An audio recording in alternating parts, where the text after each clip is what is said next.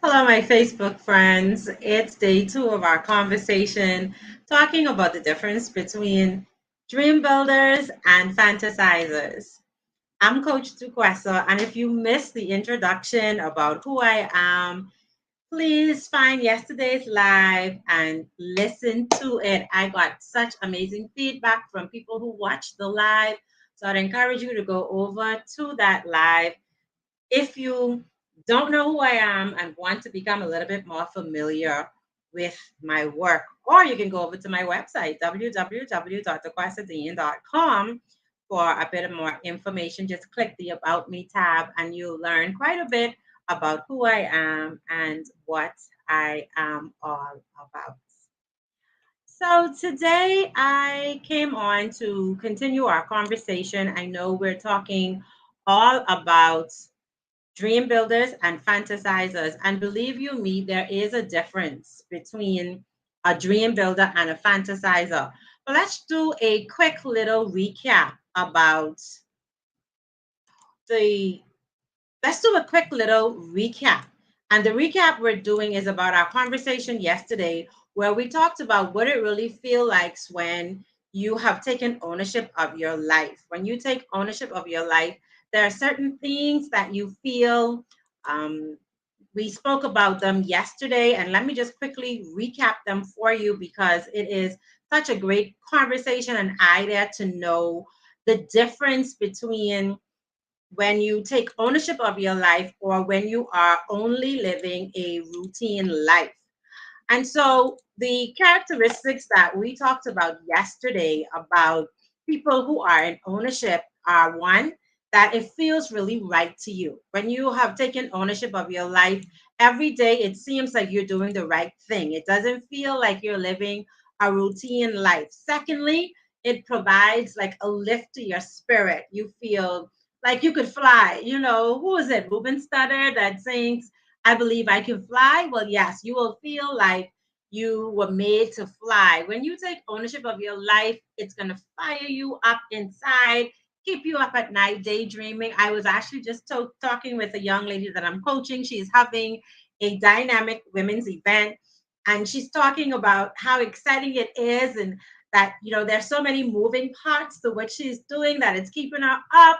She's dreaming about how to make this experience great. She's writing, she's plotting. And so when we take ownership, we are fired up. It also takes us out of our comfort zone because one of the conversations she and I were having today, too, was the fact that she prefers to be in the background. However, for this particular event, she has to be the face of the event, right? And so it's pulling her out of her comfort zone of being in that background support and putting her out front so that she's stretching and growing as well. And then finally, it's fulfilling to you, and you feel as if you were made to do it. You take ownership. When you take ownership, those are the things that you feel and sense. It gives you this sense of purpose that you're doing the right thing. Stephanie, I see you saying me too. And I know that those dreams nag you as well.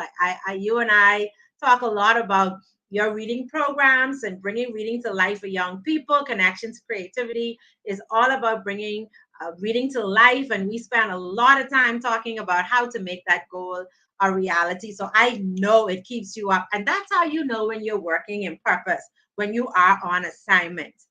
And so, do you agree, yes or no, in the comments? Do you agree that there are people who fantasize and then there are people who take action? Let me know in the comments if you agree or if you disagree, because I want to know what your perspective is. Do you think we're all alike, or do you think that there are some people who daydream and there are other people who take action? I want to know your perspective on this, okay?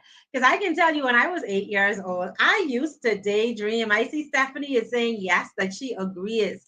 But as an 8 year old, I used to daydream about who I would grow up to be. As a matter of fact, on my last corporate job, I would be sitting at my desk daydreaming about what I get to do now. I was often caught with this look on my face.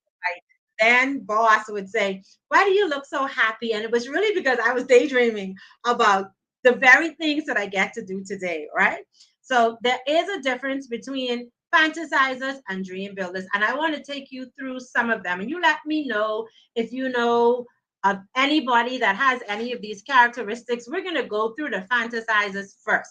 Now, this is to bring an awareness to what side of the spectrum we are sitting on. We may be a fantasizer. We may be a fantasizer with some of the dream builder actions. We may be a fantasizer bordering on a dream builder, or we may be a dream builder, right? So there are many different areas that you can land on this spectrum. So this is really just to bring an awareness. And so Stephanie is saying, to be honest, she's still daydream, which is good, Stephanie, because if you daydream and take action, that's okay. But if you're only daydreaming, that's a no-no, okay? And I think Paulette is also saying that there are both types of people. So let's go ahead and get on with our conversation. Talking firstly about the characteristics of fantasizers, and do tell me in the chat if any of these resonate with you. Fantasizers are people who rely on luck.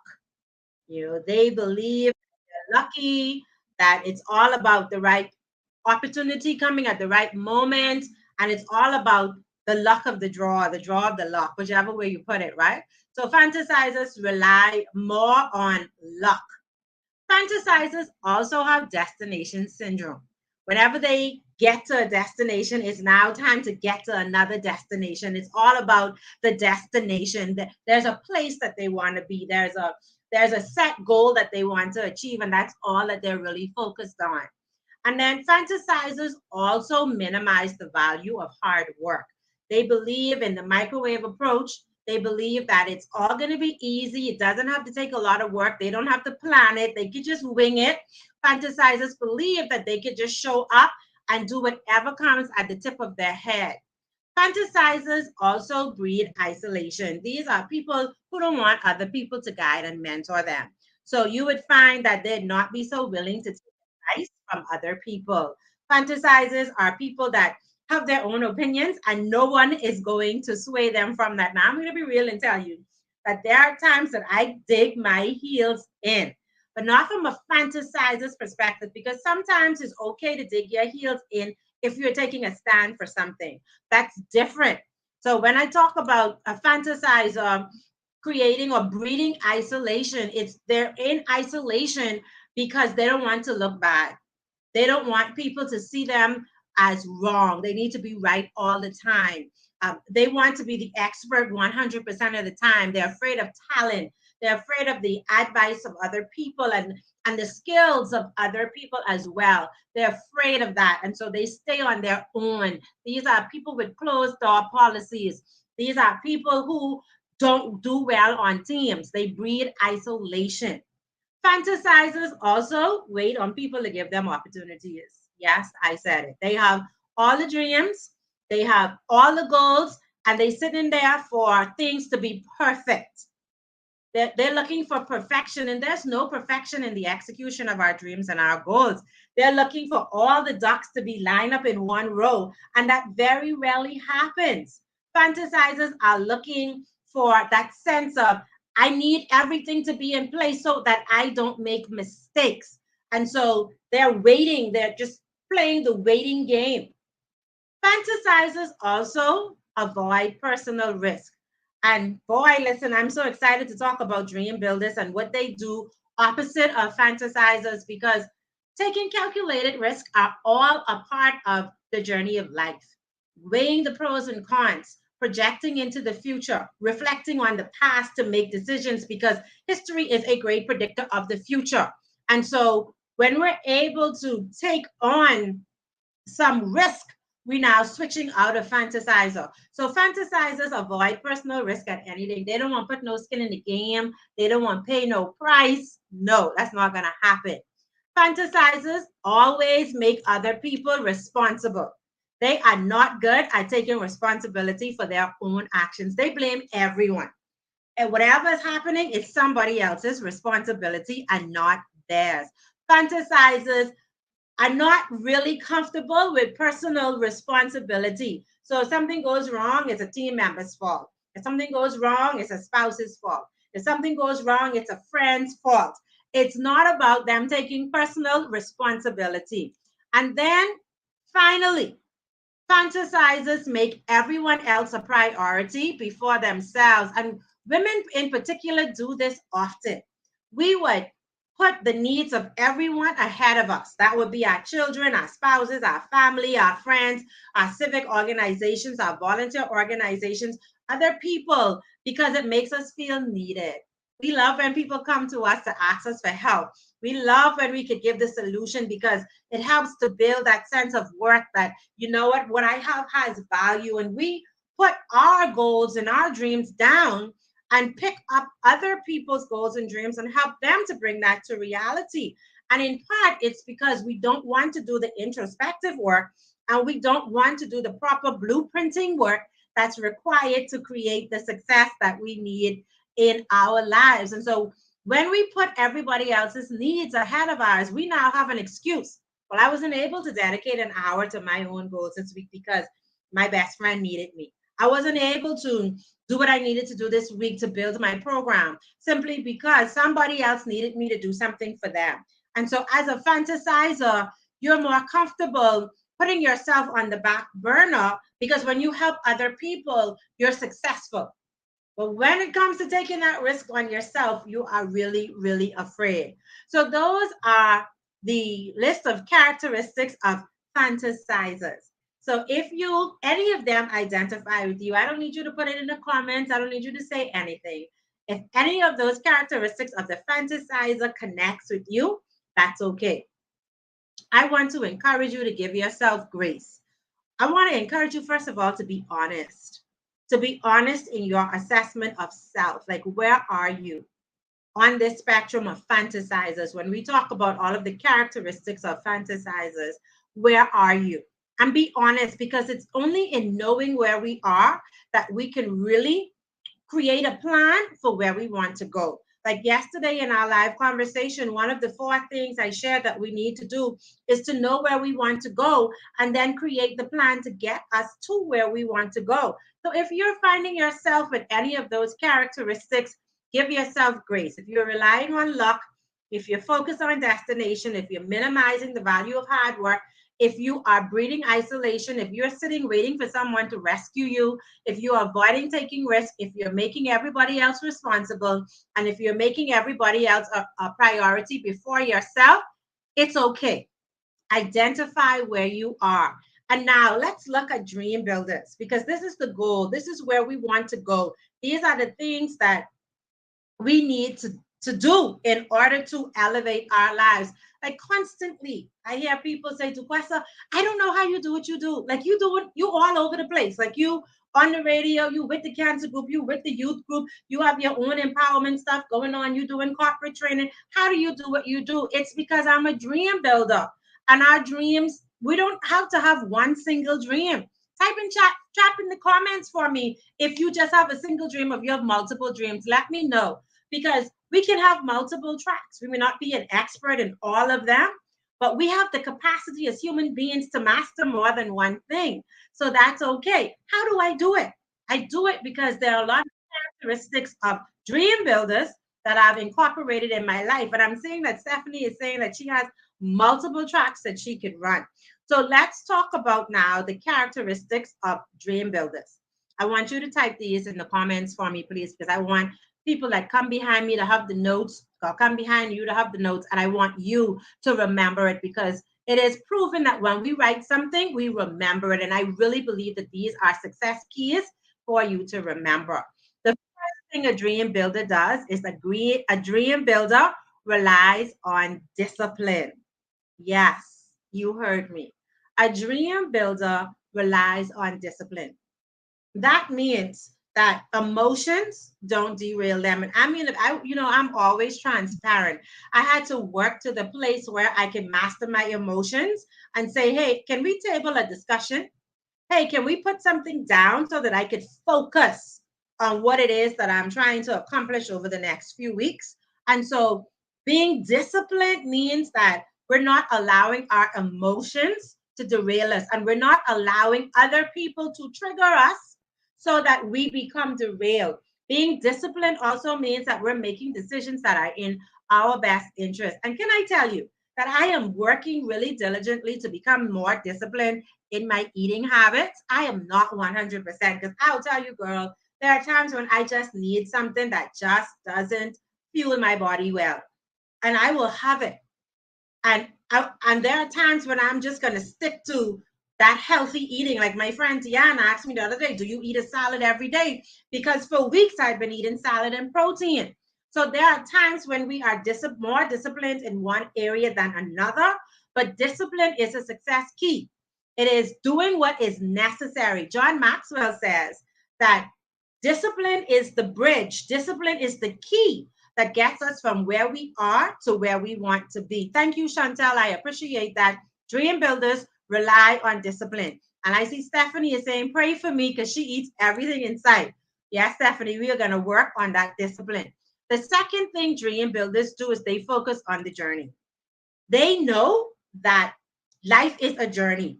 They don't have destination syndrome because getting to the destination isn't what's fulfilling them. Yes, accomplishments should be celebrated. We should celebrate our successes. Dream builders, though, understand that they've been given a defined period to be alive. And so the journey from birth to the time that they exit this life is years. And if you are a believer, then you know and you understand that we have been promised three score and ten, and by reason of our strength, longer. Some people live three score and ten, some people don't. But that's the promise. And so if we get to live three score and ten, we should have a plan, a major plan for our lives. That's not just 1 year, that's not just 2 year, because why? We need a bigger plan so that our 1 year, 2 year, 3 year goals are anchored by our 70-year plan. I know y'all ain't ready for that, right? But type it in chat for me that the second thing dream builders do is they focus on the journey. They have a big picture plan for their life. They don't dream in 1 year blocks. They dream in 5 year, 10-year blocks, 15-year blocks, and reverse engineer everything to that particular point. The third thing dream builders do is they maximize the work that they do because they understand it is through work that they will progress their lives. I mean, we could sit down and we could just wait. But if we sit down and wait like fantasizers, how much will really get done? Right? So Chantel is typing them in chat. Dream builders focus on the journey. We have to take action as dream builders. It means that we are planning what we are going to do. And when we create that plan, we are now taking action on that plan. Something as simple as running errands. What I do to maximize my time, because time is money. I have an hourly rate that I bill myself because I bill my clients for my time. And so when I go about to run errands, there's a system. I have to maximize my time out and I run a circle so that I go from one place and bring it right back to my home. So I'm not east, then south, then west, then east again. So there has to be a system. We have to maximize the work we do by creating a plan. So the other thing dream builders do is that they create momentum. Yes, and can I tell you how you build momentum for yourself? It's not as difficult as people believe. Creating momentum is doing something like taking one of your 70-year goals or your 5-year goals and breaking it down into micro steps. What am I going to do the first week? What am I going to do the first month? What am I going to do the first quarter? What I'm going to do the first 6 months? What I'm going to do the first 9 months? What I'm going to do the first year? Breaking it down into really minor steps. And as you start to achieve those minor steps and you're ticking them off and you're ticking them off, you are building momentum because you are now being able to see that the big picture vision you have is really something that can be accomplished because those small steps, you're ticking them off and they're leading to bigger accomplishments. And you're now building up the momentum.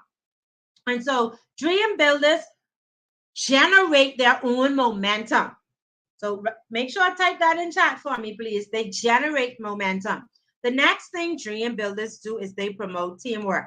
I have someone that says, DeGressa, I don't know how you get your people to do what they do all the time.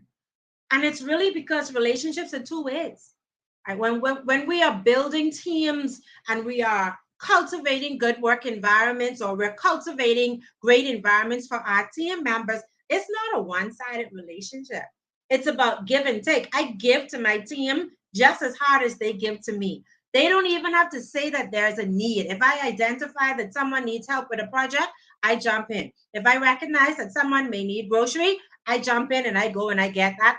No questions asked, and I show up with that grocery. So whatever my team needs, they will get that same support from me, because promoting teamwork means that even if we're team leader, we are also team players, because there are times when you have to be interchangeable. There are times when you have to step out of the leader role and become a companion for your team members.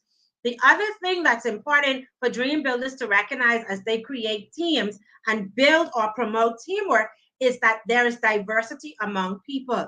I know the strengths of the people on my team. I have a team member, she needs to be in the background. She isn't about the face of anything. And so I have to respect that administrative work, she is going to get it done, brother. But don't try to put her in the front, because she's going to shut down and that's not going to go good. Respecting your team members is important, right? So dream builders understand that teamwork makes the dream work, and it's not just cliche. So in teams, another cliche is that, or another acronym is that together everyone achieves more. So if you're selfish, you're not a dream builder. If you are someone that's only interested in taking, you're not a dream builder, because dream builders understand the give and take of the relationship. They understand that there are going to be conflicts that need to be resolved. It's not going to be gung ho and happy all the time. There may be times when you don't like your leader. There may be times when you don't like someone on your team, but you may not like what they do, but it doesn't mean that you don't like them as a person. So a dream builder understands how to build relationships. It's all about relationships. The other thing dream builders do is they initiate. They don't sit down and wait. Let me tell you, I was a little upset, and y'all know I come and tell you about my business, right? So I was a little bit upset because I expected some support from in a project that I'm doing. I expected some support, and I didn't get the level of support that I wanted. And I had a choice and a decision to make. What are you going to do? Are you going to sit down and wait, or are you going to take the initiative and go? It needs to be done. Dream builders take the initiative. They show up and they do what needs to be done. Another example of that is today, our cancer group showed up at CIBC First Caribbean. We were giving out flyers about cervical cancer. We were having a lot of conversation with people about the fact that cervical cancer is on the rise and what we can do to eliminate it, but we were also selling merchandise. And some of my team members had to leave. And I was like, okay, you could leave with them or you could stay a little bit longer. And as the team leader, I made the decision to stay longer, to give our group more exposure, and to also be able to sell more merchandise than just shutting the shop down one time and killing the awareness one time. That's taking initiative and saying, you know what? We got help. This is what was available for us today, but you could take it a little bit further and push it. That's what leaders do. They initiate action. And thank you so much, Chantel. Dream builders promote teamwork. I see those hearts, Stephanie. And also, Chantel, together everyone achieves more. A dream builder is not selfish and they understand how to initiate and delegate. Yes, we're almost at the end. Dream builders embrace risk as necessary. If you aren't taking risk, you aren't chasing no dreams, sis. Let me just tell you that, Cole. If you're not taking any risk, you are not building a dream. In my business, that risk have to be taken. I will plan a seminar, I will plan an event, and there's the risk that people won't show up. But what are you going to do? You are going to rock and roll with whoever shows up, right? You take the risk. It's a calculated risk. And you have to know the reason behind why you're doing what you're doing. But I don't have time to teach on that today. Okay. So you have to know why you're doing what you're doing. So a dream builder knows that they have to calculate the risk. You're not just about taking any risk. Because when I stepped to work myself full time, I actually was in the process of moving for 3 years. That is a calculated risk. Years prior to that, I said to myself, self, these corporate jobs ain't it.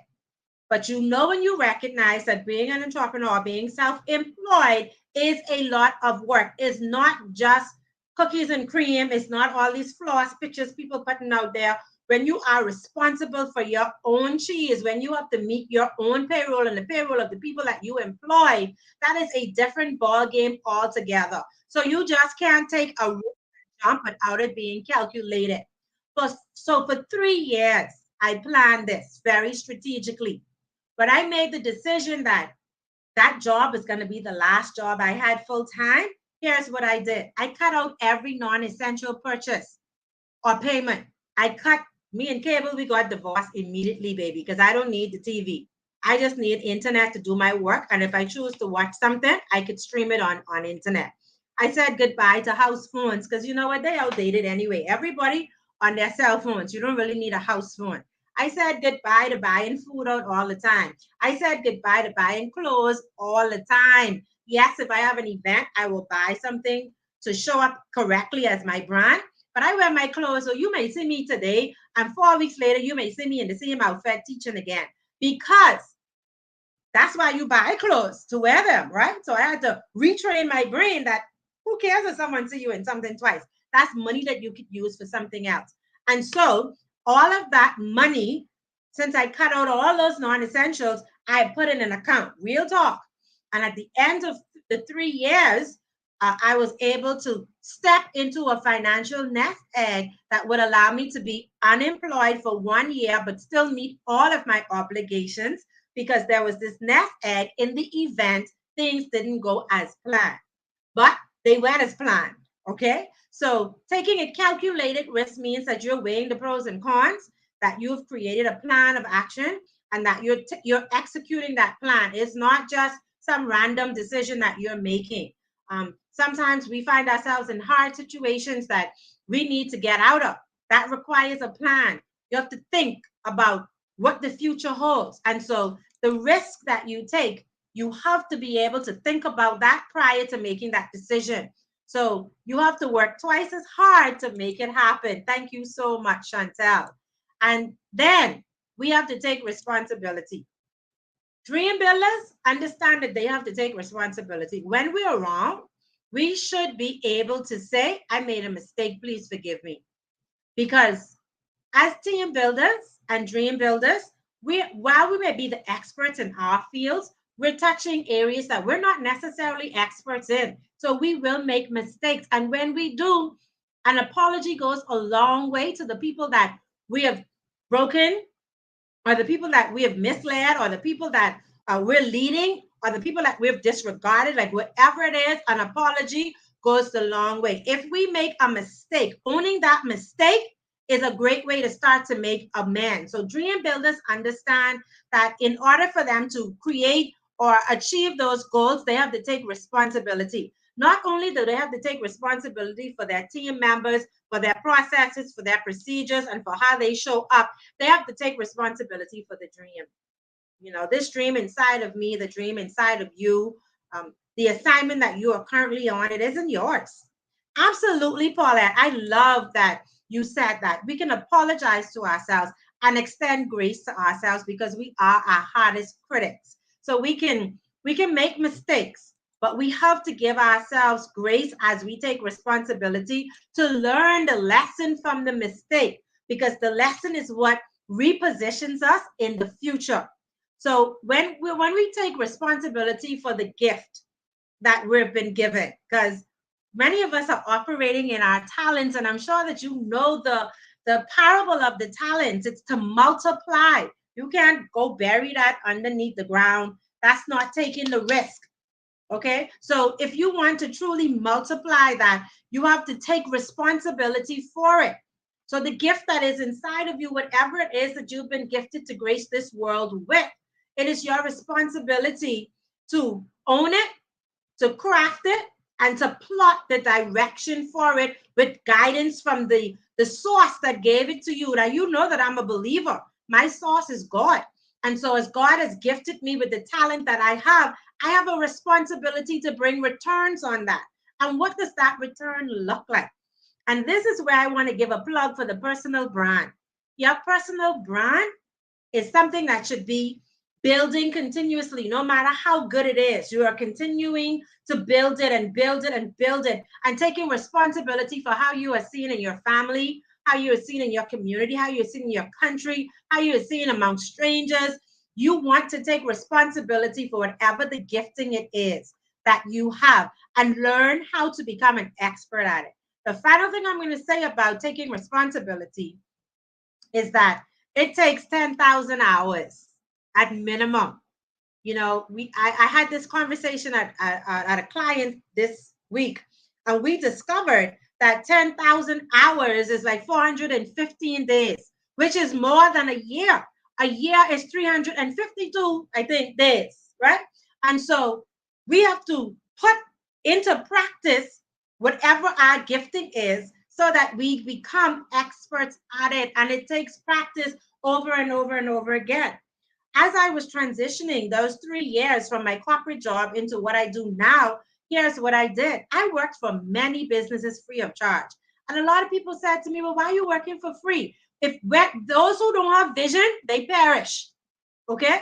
Because I needed the practice. Apart from the practice, I needed recommendations. I needed letters of recommendations. So I was setting myself up to step into being a corporate trainer full time, but making sure that I had the weight of experience, making sure that I had the weight of recommendations behind me and referrals. Come on now, this thing have to go with sense. And so for a period of time, in order for me to hone my craft, I dedicated my time to organizations free of charge to do leadership development or customer service development. And can I tell you that as a result of doing that, not only was I booked that entire first year after stepping out from my corporate job, today I've developed the reputation of being one of the premier customer service trainers here in the Bahamas. Come on now. So it has to make sense. Anyway, y'all ain't paying for that. So I give you that tidbit free. The last thing I want to tell you about dream builders is that they understand that they need to make an investment in themselves. Like we're in this, when you're in the mindset that you need to get everything free, you only will go as far as free will get you. Real talk. And I encourage people all the time to go over to the University of YouTube and avail themselves to the free information that's there. Follow the reputable people, get all the advice, get all the tips and tools. But I'm here today to tell you that free only will get you so far. Thank you so much, Shawnette. Yes, I know, girl, I work hard to get that reputation of being one of those premier coaches, girl. Thank you for validating that statement. I appreciate you. And so, as a dream builder, you have to make an investment in yourself. That could be a 10-minute, that could be a $10 investment where you are getting a program that's teaching you something. That could be hundreds of thousands of dollars where you're getting a doctor's degree or anywhere in between. But if you are just investing your time in free programs, people that are selling programs are only giving you bait. They're only giving you carrots. And how far will carrots get you? My last story for our live today is when I wanted to elevate my skills as a motivational speaker, and when I wanted to elevate my performance as somebody that puts on women's events, I went and I paid a coach who actually puts on events 2 and 3 times a year. Very successful millionaire coach. And we had, I booked her. And when they initially told me what it would cost to book this person, I was like, boy, I'm paying that, right? I was like, that's no, sir, I'm not paying that. However, I asked myself the question, have you carried yourself as far as you could on your own? And that's the question I want to ask you today. Have you carried yourself as far as you can on your own? Because if so, it's now time to make a deeper investment in someone who is 10 or 20 years ahead of you. So when that coach told me that she would give me her advice, but I would have to pay $3,500 for 1 hour of her time, I'm not gonna lie to you, I almost pee, because I was like, listen, $3,500, that is not a little bit of money. And that was like for 1 hour, and that left me with $200 in the bank. I am being real transparent with you. But can I tell you that when I sat down with that coach, she actually gave me 3 hours of her time. And not only did she give me 3 hours of her time, she gave me all of her best advice. She told me exactly how she run her programs. She told me all about the background information to have a successful event. She told me all about the what you call them, the systems that you use to have your event successful. And kid you not, when I held the power of her 3 months later, I reclaimed every single dollar that I paid that coach. And it was the first time that I had broken a profit after having the power of her for 3 straight years. And so, yes, I took a calculated risk and I invested in myself so that who was the best could give me what I needed to push myself past the block that I was currently experiencing. So there are times in our lives when we can take that free advice. And I see Chanel is saying, thank you for the free advice.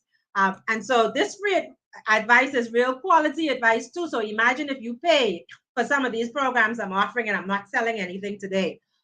I'm saying to you though, dream builders understand that they have to invest in themselves and in their dreams. So if you're building a business and you need inventory, you have to buy it.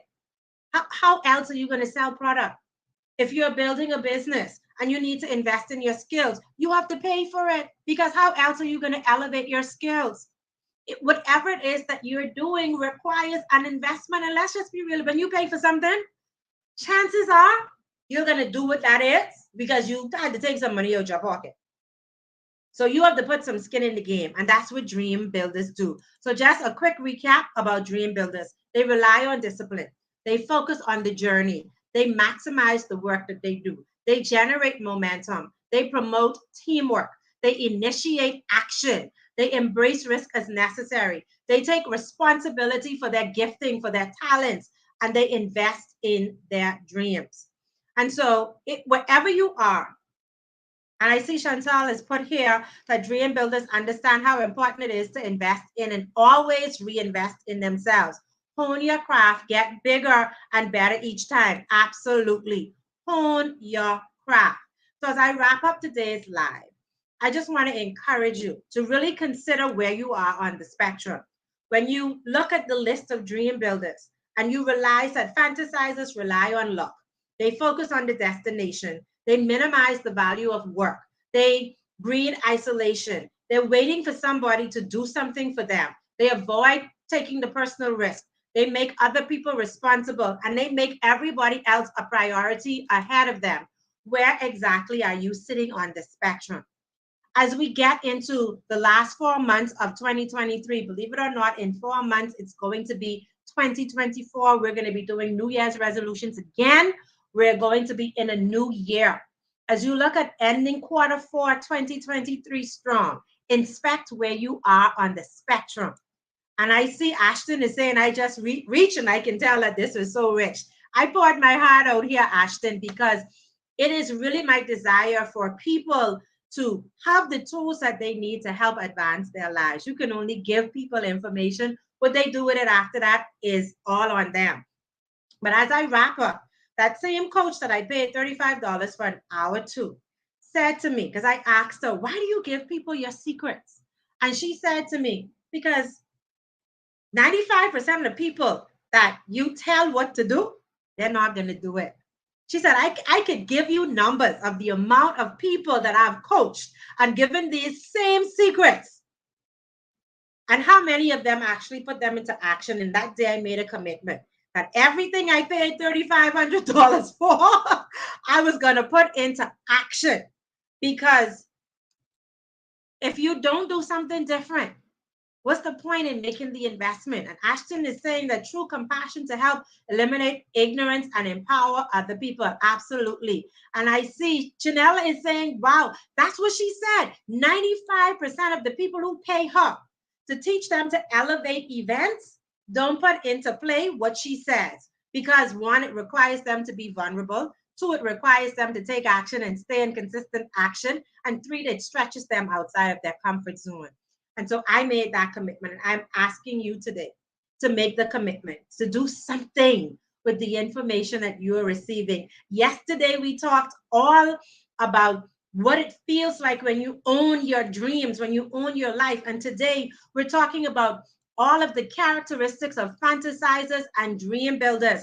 And tomorrow, I'm just going to give you the 4 reasons why people give up on their dreams, so that if any of those reasons resonate with you, that there could be a plan created so that you can end 2023 strong. Thank you for hanging out with me today. I appreciate you. Let me know just before you leave a yes or no in the comments if you got value from our conversation today. I'm going to hang here for a minute while I wait on your comments. Let me know in the comments if you got value from our dialogue today. There was a lot of information shared. Ashton said he just reached, but I see he was the first person to put that yes in the chat. Thank you so much, Ashton. I appreciate you being here. I appreciate you saying yes. And I'm going to play the Jeopardy tune in my head for another 30 seconds as I wait on responses from other people. Shanette is saying yes, definitely. She received value. And I see Paulette is saying yes, lots of value. Chanel is saying she joined late, but wow, yes. Ashton is saying definitely sharing this and going back over it. Thank you guys. God bless you all. I appreciate you. I look forward to you elevating your life. It's time to step up to the plate and make a difference. Chantal is saying, yes, I always get value from you. You are a phenomenal person. And I can only be phenomenal because God powers me, and I'm working hard to be a true believer in the kingdom of God. God bless you all and have a good night. Take care.